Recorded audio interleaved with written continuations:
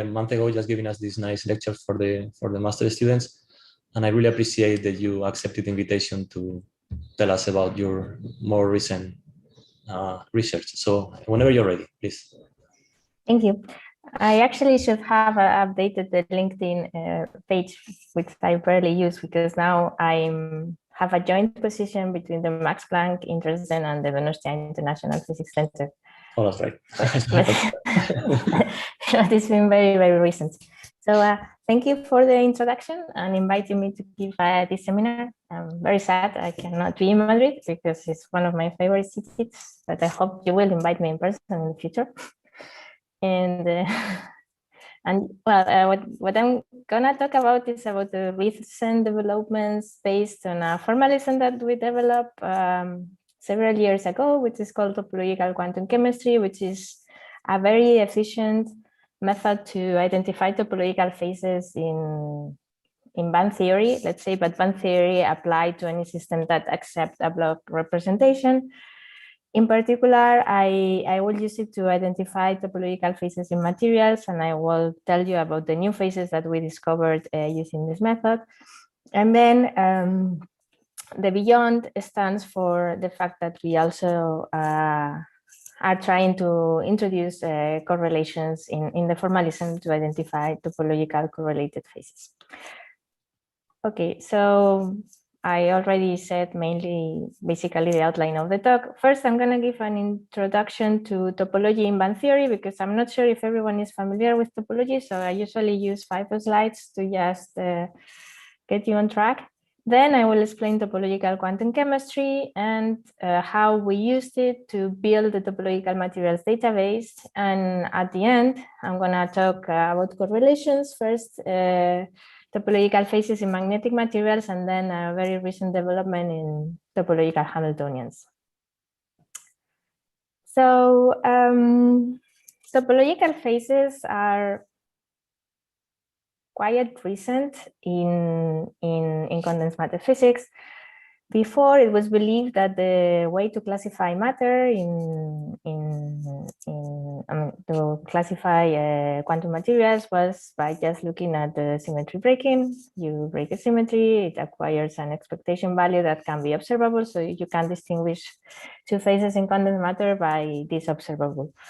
But in the 80s, and topology was introduced first experimentally in the 80s. Frank Kitsin in his lab realized that a system with the same symmetries, and actually not symmetries at all, a 2-dimensional electron gas at very low temperature, displayed very robust global properties, which was in this particular case a quantized conductivity that we know it's characteristic of the quantum Hall effects.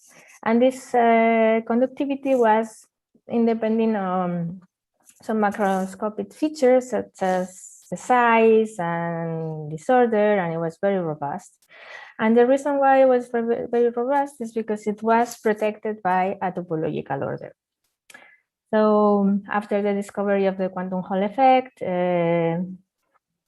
Chu and Laughlin and Tholes developed the theory that actually could explain where this topological feature was in theory by using the Kubo formula and the Laughlin wave functions.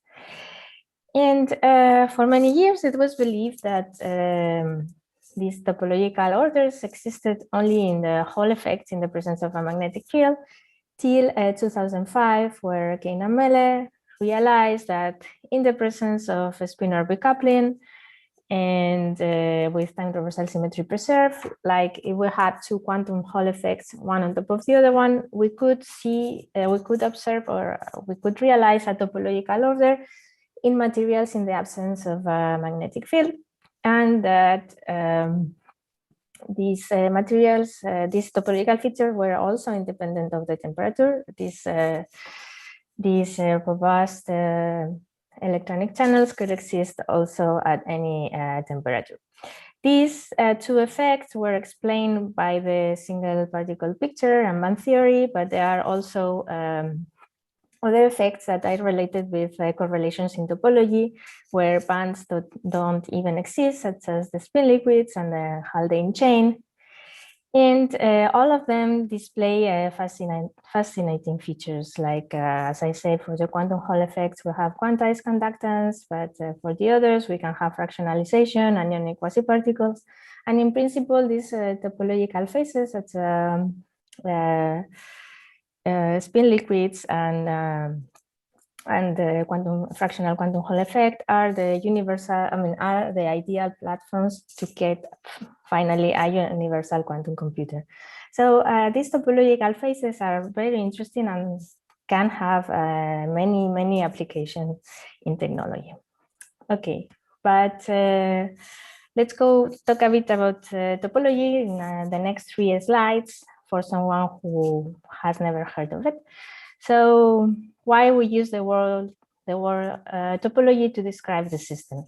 So the first topological formula that we learned, I think all of us, is the Euler's polyhedron formula, which relates that the number of vortices plus phases minus edges in a polyhedron is equals to 2. And this formula is independent of the dimension of the polyhedron.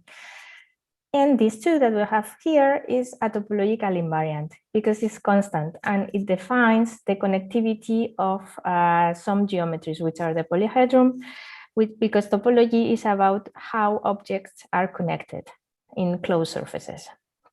So this is a topological formula and so is a topological invariant. Another example is the integral of the curvature over a closed surface given by the theorem of Gauss-Bonnet. So it will perform the integral of the curvature of an object. The result that we get is 2 pi times 2 minus 2g. And this g is the genus, and this genus is another topological invariant. And it's related with the number of holes of the object. And whenever we have one hole, g, this integral is going to be equal to this, 4 pi. And whenever we have 2 is the same. So the objects that have the same amount of holes are going to have the same topological invariant. And the classical example is the donut. So if we have a donut, we'll have g equals 1, and if we have a MAC, g is going to be equals 1 in the same way, because if we perform smooth deformations, we can go from the donut to the MAC.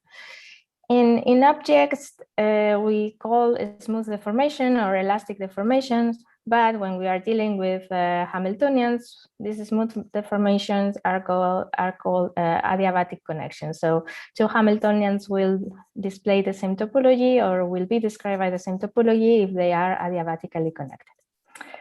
Okay, so all these features, how can we apply them in condensed matter physics?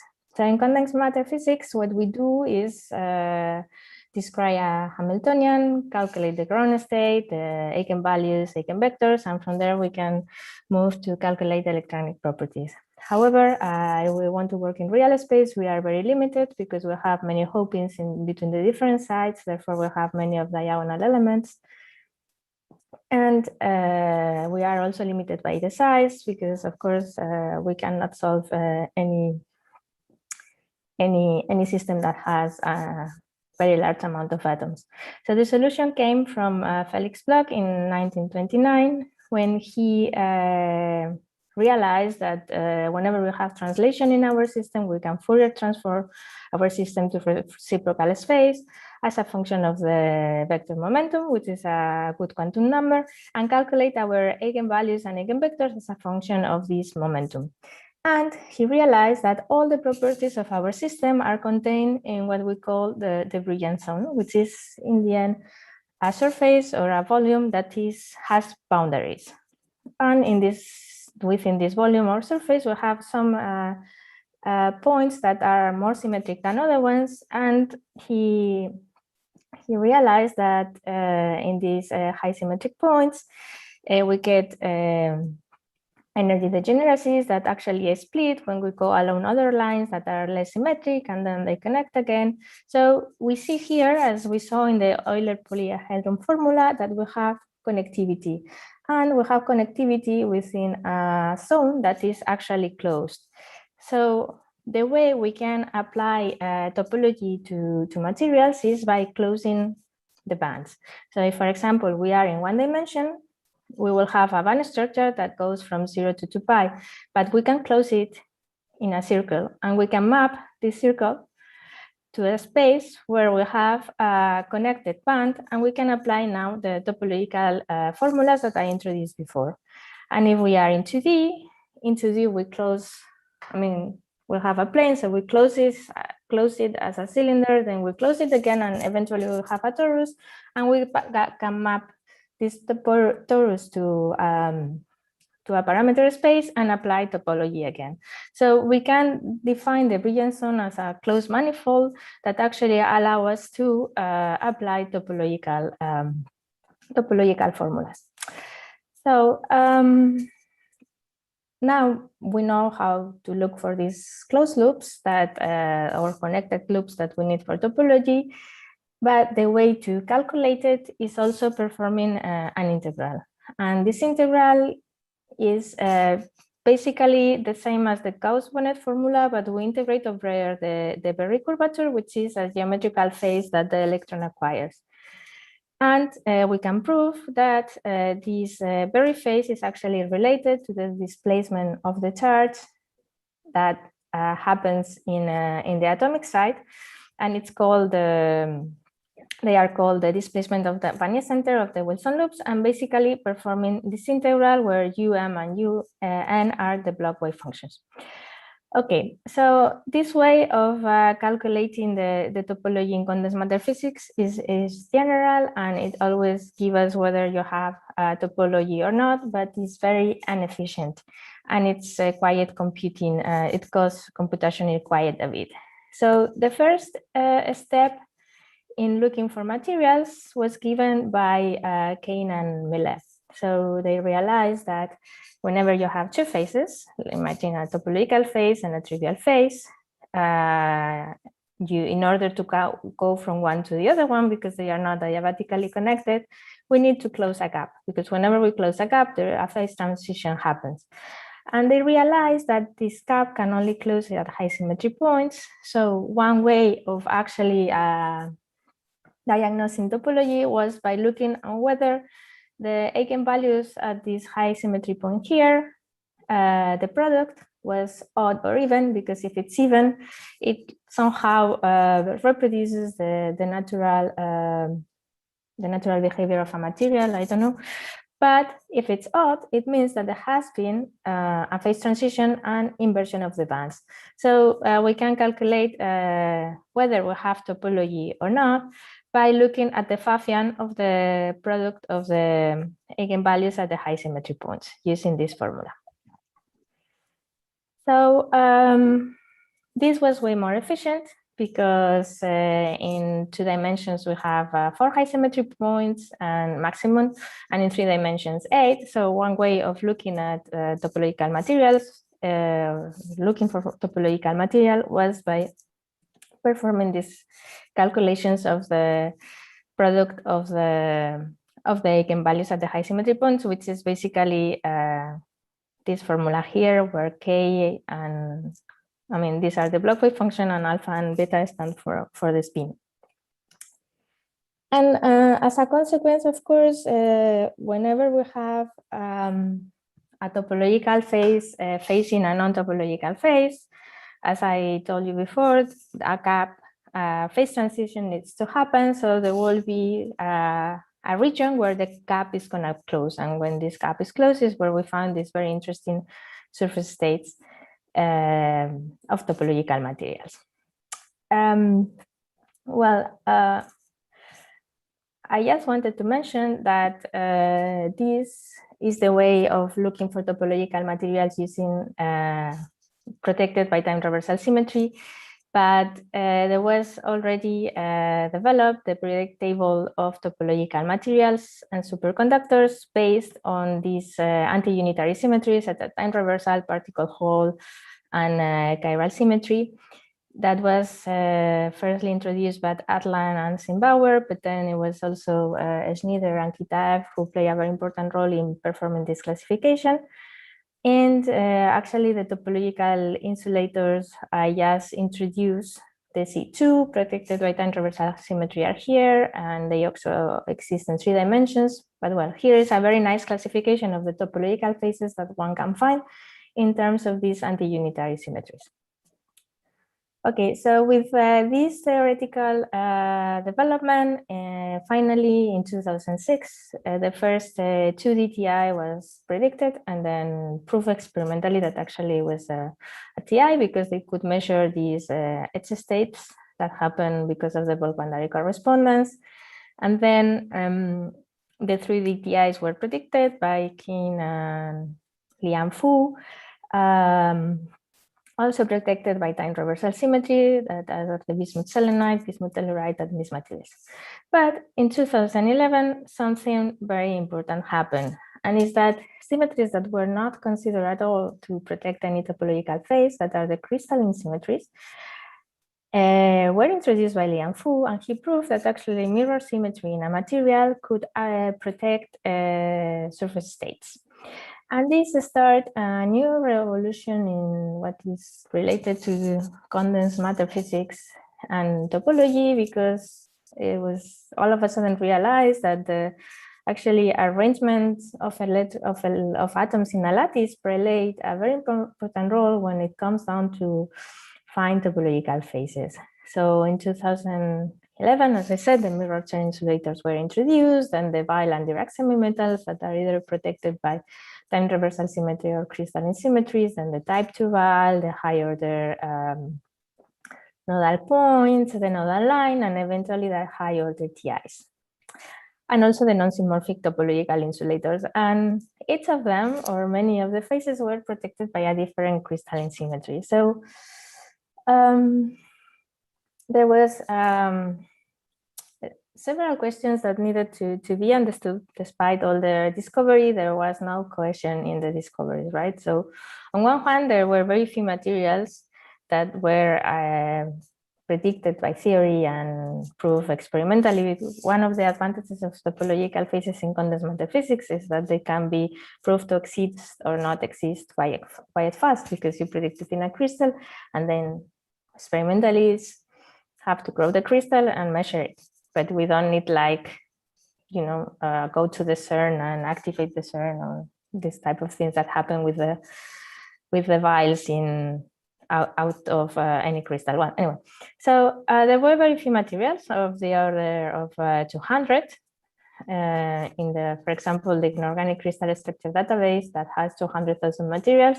Only 200 were predicted, and the reason was like, why are these materials so esoteric, or what is the problem? So the problem basically was that the way we were looking for topological materials, if they had no inversion, because the Meyle formula only works if we have inversion in our system, was very inefficient.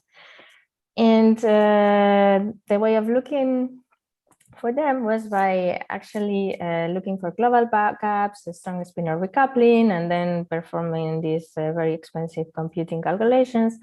So there were few materials because there was not an efficient way of looking for materials. And then, so there was this classification, the tenfold way that introduced before in terms of time traversal symmetry, particle Hall, and chiral symmetry. But the moment the crystalline symmetries arrived to the field, there was no classification for them. It seemed that it was quite random whether a symmetry would play a role in topology or not. So these two questions were still very important in 2010. And to answer them, we took the idea of introduced by Soloyanov and Bardeville in 2011. And what they did is actually define, in terms of topology, what is a trivial insulator. So we actually are going to look for topological materials by classifying all the trivial materials that we can find, and anything that will not belong to this trivial classification is going to be topological, and it actually is. But going back to the formulation of Soloyanov and Vanderbilt, a very important concept in the topology of condensed matter physics is the atomic limit, and we use it a lot. So the atomic limit is the following. So we have the block states, right? And they are like spanned everywhere. But if we want to actually, for example, get information about the charge, and this formalism is used for many people in ferroelectricity, we need to calculate the localized Vannier state. And the localized Vannier state is the Fourier transform of the sum of all the block states. And it happens that it gives us the information on whether the site is where the charge is localized. So we have a trivial insulator whenever we calculate the Vannier state and the localization of the charge, or what is known also as the Vannier center, is localized at the site.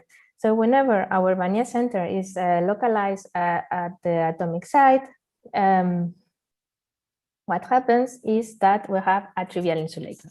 Okay, so this is the description of atomic limit that Solujanov and Vanderbilt give. And whenever we cannot have a Vannier state that actually respect all the crystal symmetries and time reversal symmetry and is maximally localized, which means basically localized at the atomic site, we're going to have an obstruction to our system, and this obstruction is going to be topological. So this the definition of the atomic limit was very important. So using this definition and together with chemistry, graph theory, and with group theory, we develop this formalism that is called topological quantum chemistry. And the reason why we use chemistry is because it actually gets a lot of information from real space. It does not rely on reciprocal space to diagnose topology, even though we need it, but it gets a lot of information of real space, because from real space, actually, we can predict whether our bands are going to be connected or not. And topology is about connection, right? We need a global gap, and a global gap means that bands are not connected for an energy region. So as I'm going to show you now, the connectivity of the bands can be predicted from real space. So for that, we need to actually forget topology for a moment, for 3 slides, and think about what happens in real space. So if we have a lattice described by a space group, we can arrange the atoms in different ways. So we can have the triangular lattice, the honeycomb lattice, or the Kagome lattice. And the wave function is not going to transform in the same way. It's not going to have the same symmetries, whether we are in the triangular, in the honeycomb, or in the Kagome, right? And so within the same space group, there are many ways to arrange atoms. And its arrangement determines different matrix representation under which the wave function is going to transform. So let's pick up the honeycomb lattice, and then let's add orbitals. We can add pz orbitals or px and py orbitals. And again, the wave function is going to transform different depending on the orbitals we add. For example, in the p and c orbitals, the spin rotation is preserved. Sorry, the rotation is preserved, and px and py is not, because px transform into py. So again, the wave function is going to be different. So to do this atomic limit classification, we need to consider this concept, which is called elementary band representation, and it requires 3 ingredients: the orbitals, the atomic site, and the lattice, which, more technically speaking, is the irreducible representation, the Wyckoff position, and the space group. And these 3 ingredients in real space describe a unique set of bands in reciprocal space that, in principle, should be connected. And we know it's unique because if we look at the little group of the irreducible representation at the different high symmetry points, which means basically related to the properties, the symmetry properties of the block wave function, we can, looking at the traces of these matrices, we can classify with certain notation these properties. And we see that this set of bands are described by gamma 1, gamma 4, K3, M1, and 4 of the space group, of the hexagonal space group, and it's unique. Okay, so from real space, just by knowing its honeycomb lattice, its orbitals, and this Wyckoff position, I know these bands with these little groups are going to be induced, as we say, and we know the traces of the little groups. Okay, so all this, which is pure group theory, it's related to this paper written by Michel and Zach in 2001, And they claim that elementary energy bands, which is orbital atomic size analysis, in crystals have to be connected. Okay, and this is true. This is actually true as far as the bands are not topological. Okay, so whenever we have trivial bands, our bands from an elementary band representations are going to be connected, but if they are not trivial, there's going to be a gap. And for that, we need a second concept, which is the compatibility of relations. And the compatibility of relations tell us how bands are connected. So K1 and K2 that are two high symmetry points, for example, gamma and K, are gonna be connected through Ki, which is gonna be a line if we can find a set of parameters that can reproduce K1 and K2 at the same time. So for example, gamma 8 and gamma and K4 are going to be connected through sigma 2 because sigma 2 can find a set of parameters that can reproduce gamma 8 and K4 at the same time. And this is also tabulated for the single particle picture. This is just like that. However, this is not quantitative, this is qualitative, and we can swap the irreps by, I don't know, pressure, temperature, spin-orbit coupling. And whenever we swap the irreps, what happens is that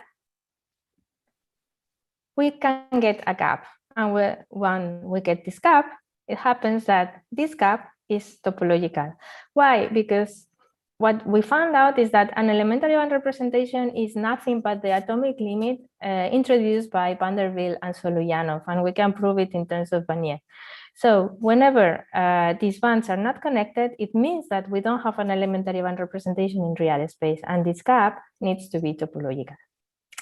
So when we look at a band structure, for example, of rhodium silicide, this band is built as a function of elementary band representations. So its color here comes from real space, from a Bykov position and an orbital, and while these bands are trivial, they have to be connected. And the connectivity can also be calculated. For example, in this particular case, the connectivity is 8. So it means that for these green bands, we need to go back and forth time in the brilliant zone, same for the yellow bands and blue bands. So what we say is that in the end, elementary band representations are the building blocks of any band structure in nature. So basically, the topological quantum chemistry statement is a band representation has an atomic limit, and all atomic limits yield to a band representation. So topological bands cannot be described by this atomic limit because they do not, the charge is not localized at the atomic side. So whenever our elementary band representations are not connected, we have topological bands. Okay. There is a new concept that actually came up from this formulation, and is that not all trivial phases are the same either. So we can have an atomic limit that actually has let's say, the charge localized at the atomic site, and it accepts a Vergniory representation, but it can happen that there is some other atomic limits, let's say, where the charge is not localized at the atomic site. So we have a honeycomb lattice with these atoms in the 2D Bykov position. But in this case, for example, for whatever reason, the charge is localized at the center. So when the charge is localized at the center, it also accepts a Vergniory representation. Therefore, it's not per se topological. But if we want to go to this phase, from this phase to this phase, we need to close a gap. And there's going to be a surface state. It's just, it's not going to be as robust as the topological surface state, but still it's going to be there, and it's predicted by symmetry. And this is what we call the obstructed atomic limit. And also, there is a new topological phase that is called fragile phase. And I'm going to try to explain it as good as I can, but it's a bit not intuitive, let's say. So imagine that we have some topological bands of our fragile phase somewhere. The charge is somewhere delocalized in the honeycomb lattice. A model was introduced in this paper, and this is the non-trivial Wilson loops or non-abelian Berry phase that we can find. So what happened in the fractal phases, we have our topological bands, but imagine that we now add some, let's say, some charge that is localized at the center. And of course, this is an elementary band representation induced in the center. So the total bands that we have are going to be the bands that are supposed to be induced at the 2B Bykov position, that are going to be the topological bands of the fractal phase and the ones at the 1A. So whenever we add trivial bands to our topological bands of the fragile phase, what happens is that the charge rearranges and goes to the atomic site and they become trivial. So a fragile phase is something like the subtraction of some bands by other bands, which is not easy to understand. I mean, you can use the idea of electrons and holes, but actually, sorry.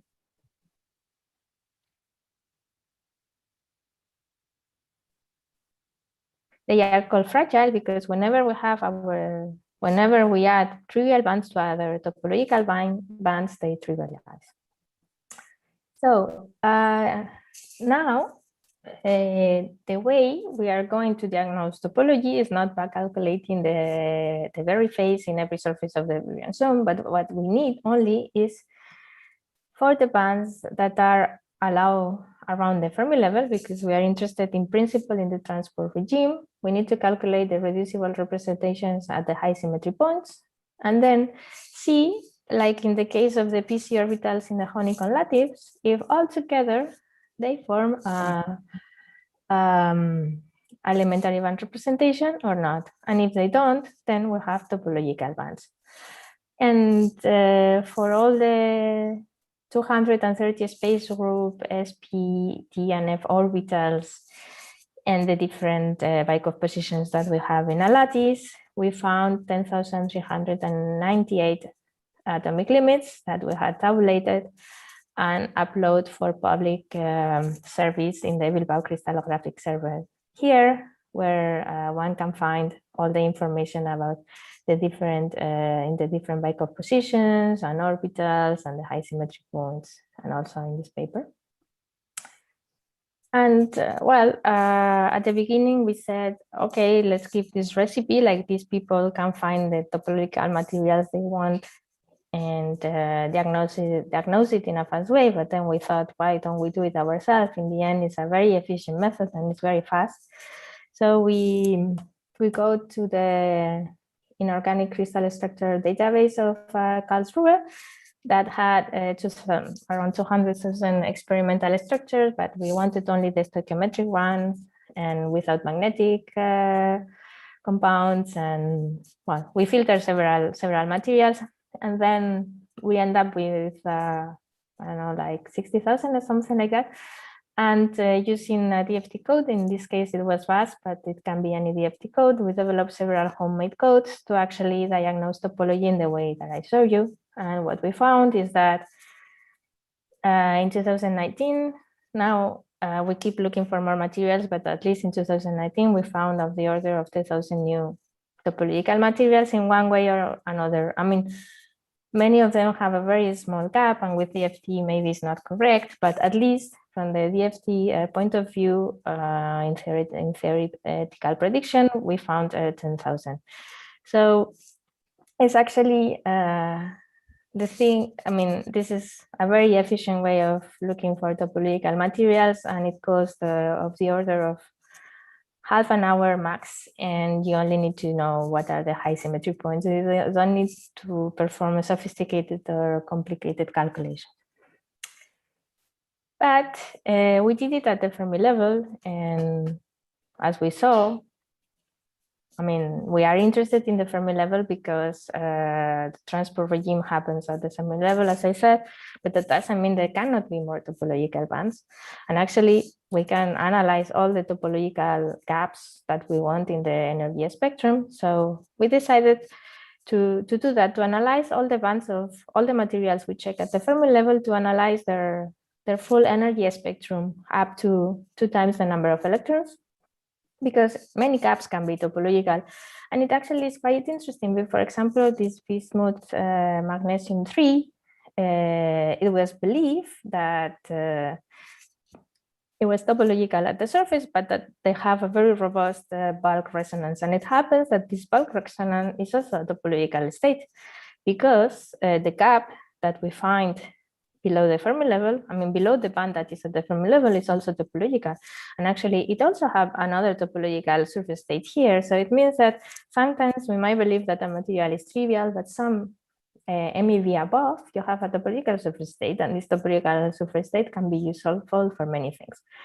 So we went to analyze all the topological bands, and actually is very interesting how topology is by far something not exoteric, because it happens that around 70% of all the bands have topological gaps in a material in some part of the spectrum. So topology should consider a property that is actually very important in material, not something weird that happens in a few materials in nature. It's actually something that is there. And well, as also we check whether how many compounds could have all bands topological, and they are of the order now, I think they are more of the order of 1,000 materials whose full spectrum is formed by topological gaps. I mean, of course, if you split a set of bands, there's going to be one topological gap, but then this one could be trivial. But all the gaps that come from a splitting of bands are topological, and that is the case of bismuth, for example. And all this information has been allowed in a database with the band structure, the density of the states, information about the lattice, the ERS, the high symmetry points, and also information about fragile phase in the bands of the spectrum. And in case the materials are not in the database, there are tools available for anyone, and the codes are available for public service. In the Bilbao crystallographic server, there is fast2trace to calculate the traces of the wave function, and then uploading it here, one can get information out of the IREPs. But we have also developed in Python an IREP code that actually directly gives you information about the irreducible representation, and it has an interface with BAS, binit quantum expression, Maia 90, and the information is here. Okay, but it was not only about looking for materials that the topological quantum chemistry was useful. There are new topological phases arise by looking at the topology of the materials, because in the end, what topological quantum chemistry tells you is it's not trivial, but you don't know what phase it holds. So then when you go deeper into the phase, you realize that there are very interesting features, like the first high order TI, the first axionic insulator, and as I introduced before, the fragile phase, which is believed to be the topological phase in the very famous twisted bilayer graphene. And okay, so as I said, to apply this topological quantum chemistry, you just need a block representation. So another very interesting platform are the Photonic Crystals, and we, by collaborating with the Photonic group at the Donostia International Physics Center, we found very interesting features. For example, in 2D, the only topological phase one can find is the fragile phase. There are no C2 topological phases as was claimed before. And by playing with this arrangement of cylinders and the symmetries, we could identify a fragile phase in a topological photonic crystal. And by using topological quantum chemistry, we could draw the phase diagram as a function of this, the magnitude of the radius of the cylinder. So this was done in 2 days. If we wanted to actually calculate the very phase, it would have cost of the order of months. So what is topological quantum chemistry overall is fast. Okay, so now this was the single particle picture, and we believe we have done as much as we could for topology.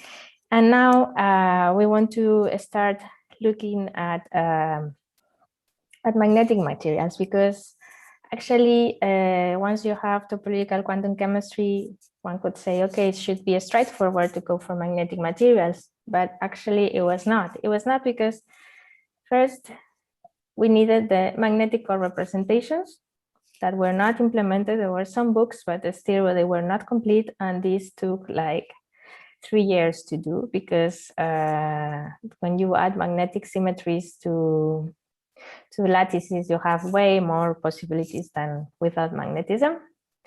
So this was needed to be done. Magnetic codes, so to calculate the traces of the wave function, there was the need to develop magnetic Bastu traits, so we needed new codes.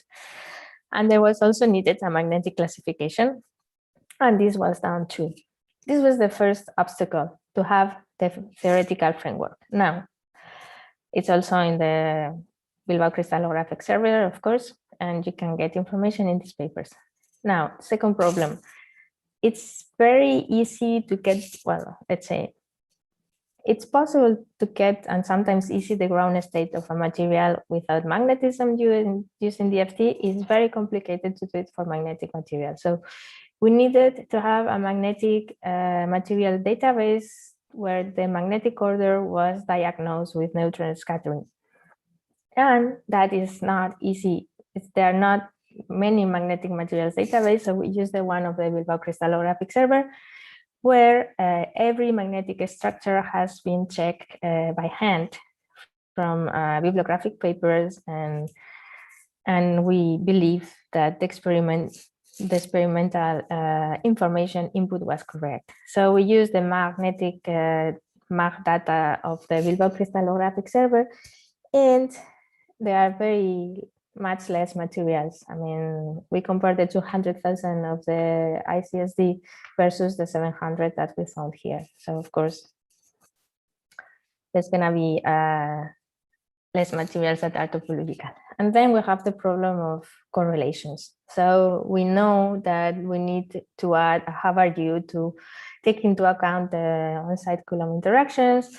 But if we wanted to do a high throughput search, we couldn't do it by hand. So what we did is calculate the band structure at the high symmetry points for a range of U's, in a sense that, okay, for U equal 1, your phase is topological, for U equals 3, your phase is topological, and eventually you need a U equals 2.5, you might infer that your phase is going to be topological.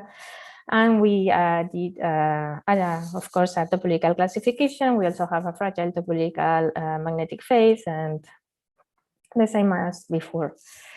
So we found out of 700 of the order of 100 materials with non-trivial topology for some values of U, and of the order of 50 for all U's that we consider. This is some nice band structures that we found in this search, with these very nice surface states calculations that some experimentalists should be able to recognize. And this was, and of course, we also uploaded to the database that everyone has access to these material sets, and also the codes are in the Bilbao crystallographics. Okay, now in the last 10 minutes, I want to. This was done with the FT codes, everything, and now I want to introduce briefly a method where we go beyond the DFT codes, because it is needed. If this article was published in Quantum Magazine, is actually very interesting. This is the topological landscape that we can find. Okay, so if we just look at topological insulators, we are here, and the most exciting topological phases happen away from here. And also, if we look at topological insulators within the single particle picture, we know that the size of the gap is given by the spinor recoupling, and the spinor recoupling rarely goes beyond 300 MeV, which for, let's say, applications, it's quite small. So in the hope of looking for topological phases with larger gap, we need to go to more sophisticated methods. And also because something very funny happened. By doing all these plots of the band structures, it happened to me several times that I could find this very nice, one could say, protected semi-metal in these two cases where you have like these crossings are protected by symmetry, and this can be very interesting for application. But then when you go for more sophisticated method or even experiments, these protected semi-metals, it happens that they are insulators. And we wanted to know how to classify these insulators that with the FTR metals, but then it happens that they are mods. So we wanted to find a method to classify these materials.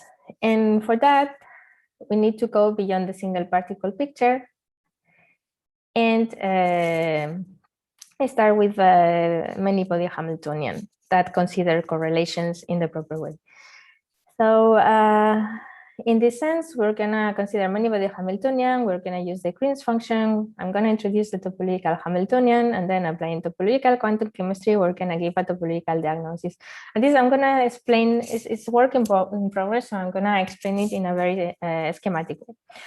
Okay, so we want a many-body Hamiltonian, and we are gonna consider the system which is a Hubbard diamond chain with two intercell hoppings and one intercell hopping between the diamonds, and this is going to be the Hamiltonian, and the correlations are going to be introduced by a Hubbard U. For the moment, we're going to keep time reversal symmetry, so this system is not magnetic.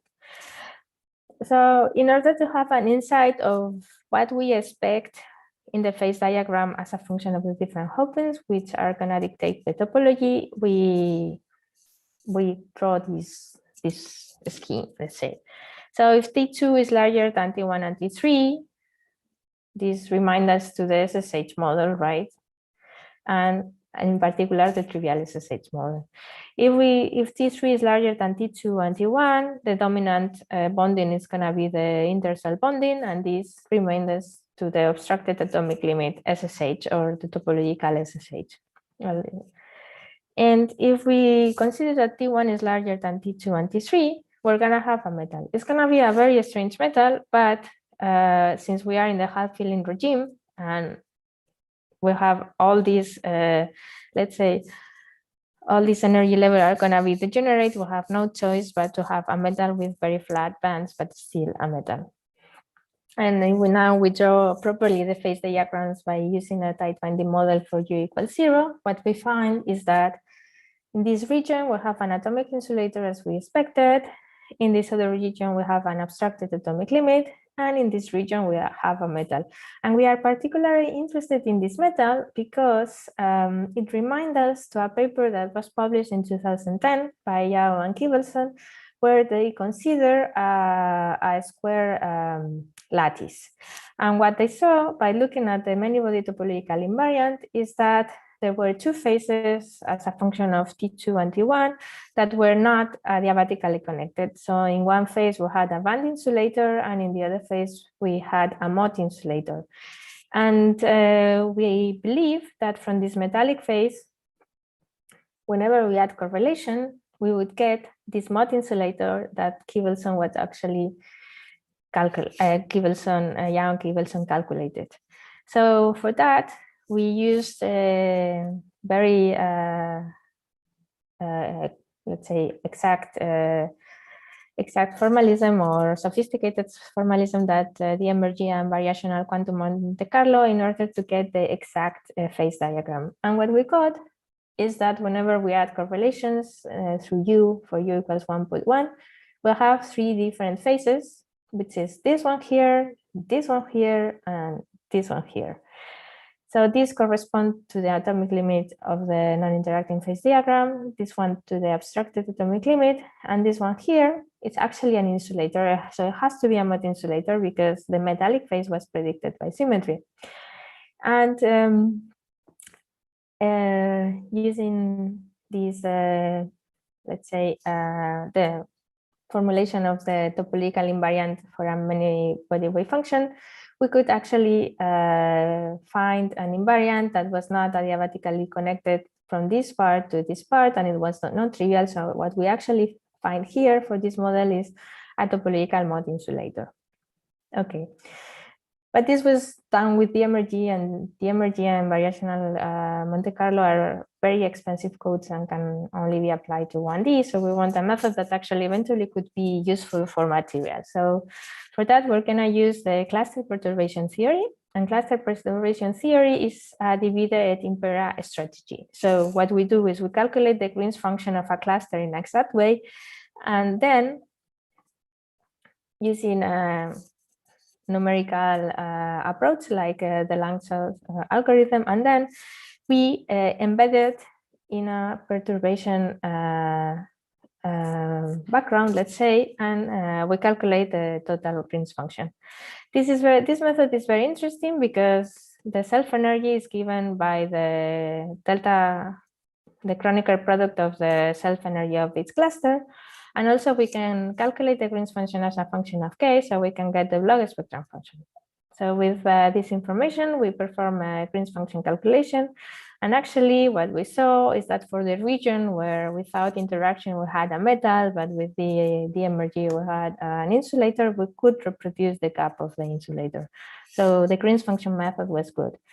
And then once we have the Green's function, we want to connect it to a single particle pictures. And for that, we're gonna use the topological Hamiltonian. So the topological Hamiltonian, introduced by Wan and Sang and Gurari, claims that we can define a Hamiltonian that describes the topological of the system by considering this Green's function at zero frequency. And actually, Dominic Leschnich developed the way of calculating it using perturbation theory. So it's the cluster, is the Hamiltonian of the round for U equals 0 of cluster perturbation theory plus the self-energy. And once, well, we did some tests to see how the bands the bands from the topological Hamiltonian and from the Green's function reproduce the same feature, and they did for the atomic limit and the abstracted atomic limit.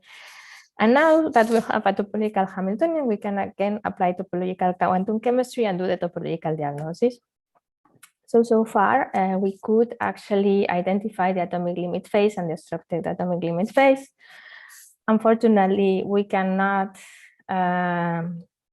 describe the mode phase with this method, but if we use the same claim as topological quantum chemistry, everything that is not trivial has to be topological. So we know that outside this region, what lies behind needs to be topological. And well, that was, of course, it's a work in progress, but we are very happy with the work of Mikkel, my student, in using correlations and topological Hamiltonians. So in summary, we can claim that we have understood very deeply band topology. There is more topology in nature than expected, and topological quantum chemistry is one of the most efficient formalism to identify topology in lattices. We have developed also magnetic topological quantum chemistry and identify several materials. And beyond the single particle pictures, we are working with topological Hamiltonians, and we have used it in the 1D Hubbard chain. And now I have to acknowledge all my great collaborators. These are the group for the topological quantum chemistry. And with these, we are working on correlations and topological Hamiltonian. And I thank you all for your attention. I'm sorry, it took a bit longer.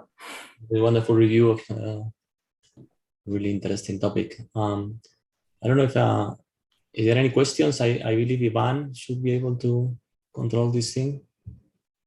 Is there? Yes. People can unmute themselves. If they want to make question, they can just raise the hand or just make the question. Everyone can unmute.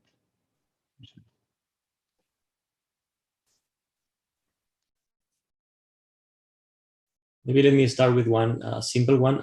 In the last part, you in the end you need to rewrite many-body physics in terms of something that in terms of bands. You need to plot bands as a function of wave vectors. So I was thinking that when you were talking that maybe you could use dynamical mean field theory for this, but then you can't. No, I mean you can use. I mean the way to calculate the Green function. You can use different methods. We use cluster perturbation theory because it was very convenient for this case. But in the end, you can claim that cluster perturbation theory is a non-self-consistent DMFT, but you need less parameters. So for a model, it was easier. If we want to go for materials, maybe we need to use DMFT for the Green's function. But we needed, to define the topological Hamiltonian, we want to have something which is not like very complicated. That cluster perturbation theory doesn't have that many parameters as the MFT. But yes, the MFT is more convenient for materials. I agree. I see. Maybe just one more while people think about possible more questions. In the end, the methodology that you presented at the beginning only tells you whether the material is topologically trivial or not. As you said, if you want to dig deeper, for instance, to find higher order topological insulators, you cannot use it, right? You have to do something else. Yes, but well, there is this, I didn't talk about them. You can use the symmetry indicators, which is, it can tell you, so symmetry indicators deals with the eigenvalues, which we calculate anyway, because to calculate the traces of the wave function, we need the eigenvalues of every symmetry operation. So for example, the symmetry indicators that are in this paper here, this by the group of Chen Fan, they look at the number of times that the inversion eigenvalue has been swapped. So there is a new index that is called the C4, and it tells you how many times the inversion eigenvalue has swapped. So for example, if you have a strong TI, it's 1 or it's odd. But if you have a high order TI, it's even. So there you can have more insight on where your topology lies. But if you want to go deeper, then you need to go for tight binding models, Wilson loop calculations, and things like that. Mm-hmm. But the fragile can be diagnosed directly because it's the subtraction of 2 ABRs. But the others you need to, you need to work more. It's not that they are it's gonna tell you everything, but it will tell you that it's topological. So if your diagnosis of a material is that is non-trivial, then you just forget about looking for anything there. That is trivial. Yeah. If it's trivial, well, unless you want trivial things. No, yeah. If it's trivial, then there is no topology. There is no indicator or any other number that you can look for it. Mm-hmm. Okay. Unless you are dealing with chiral space groups, but this is another story. Okay. So, anybody, feel free to ask, please.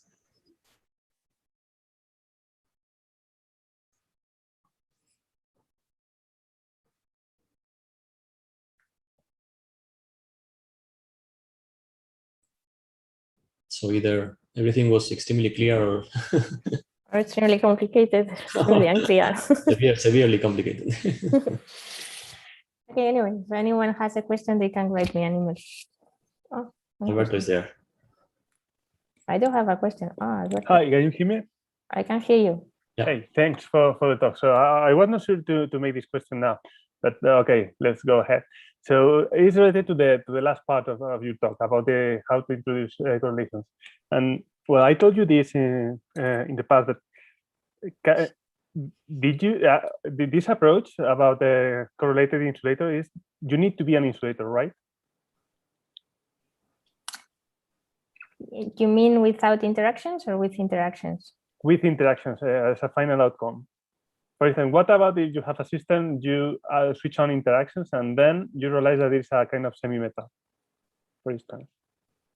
But you mean you have an insulator, you switch on interaction, and it becomes a semi-metal? No, well, not about the initial state, but about the final, when you switch on interactions.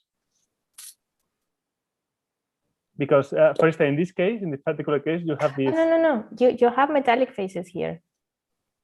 And then, in this case, when you have metallic phase, this is a good example. How can you ensure that your Hamiltonian is Hermitian? I mean, the self-energy you compute doesn't develop imaginary parts. This is the question actually. Why if it's metallic is not Hermitian? No, it's possible. When you compute typically a self-energy, Yes. I mean, if you might have imaginary part in the self-energy. Yes, I mean it's related to the lifetime. That gives you a kind of non-Hermitian system from this point of view, this non-hermiticity. But you are an insulator. If you end up with an insulator, it's extremely hard to develop an imaginary part in the self-energy. But nothing protects you in the case of a metal to get this, right? Yeah, well, probably if your Hamiltonian is not Hermitian, I'm not sure whether you can get a topological Hamiltonian. I mean, this method has many limitations. And of course, for instance, it's not even with this method, we don't need to,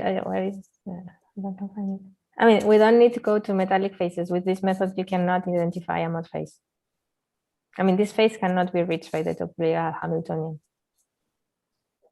But you do know that this mod phase has at least is characterized by a gap, right? In the final density of states or in the final spectrum, right? Yeah.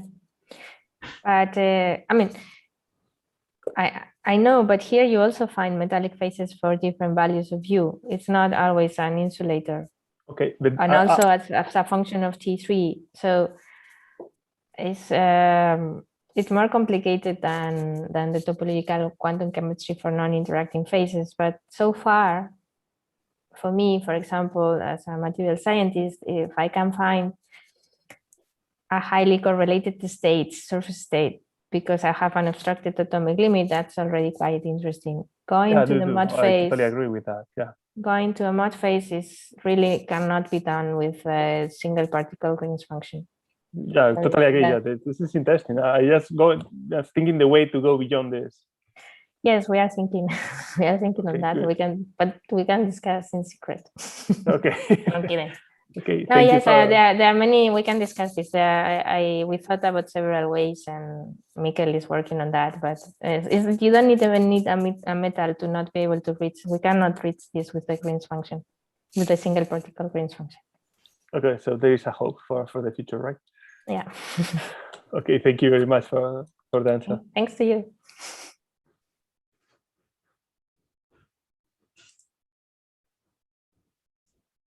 So, anybody else? If not, I'm going for lunch because I'm in Germany and it's very late. Okay, then nobody wants to ask anything. I guess we can just close the seminar. Thank Maia